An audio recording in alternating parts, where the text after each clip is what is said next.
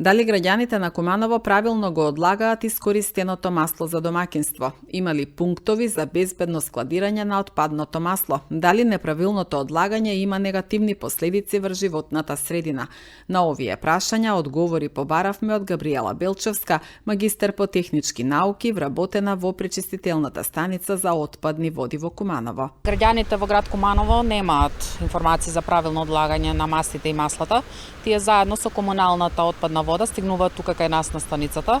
Ние имаме третман, но сепак ни ги запушуваат цевководите, особено кога ќе се вршат со мокриот песок, со што формираат наслаги во цевководот и доаѓа до потешкоти на одвивање на самиот процес. Во системот каде што ние ги одлагаме мастите и маслите има прочистување, тие се површински со пумпа се испумпуваат надвор од самата отпадна вода, со што отпадната вода продолжува во биолошкиот процес, но доколку се задржат во поголема концентрација, имаме проблеми во биолошкиот процес за растворење на кислород, со што ни ги уништуваат микроорганизмите. Микроорганизмите немаат доволно кислород, бидејќи имаме површинска ерација.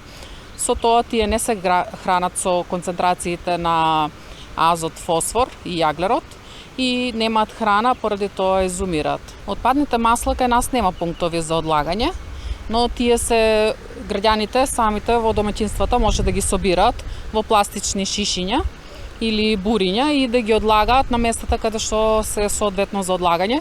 Исто така имаме проблеми со отпадната вода која доаѓа од рестораните, индустријските капацитети. Тие самите треба да имаат претретман за одлагање на масти и масла, за да не дојде до нарушување на живиот свет и за да не правиме штета на животната средина.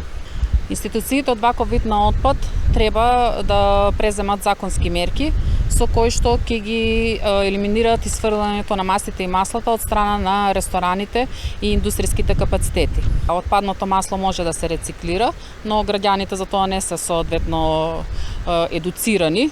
То од него може да се собира и да се прави биодизел и други продукти. При пречистување на комуналната отпадна вода некогаш смета кога од индустријските капацитети доаѓа друг карактер на отпадна вода.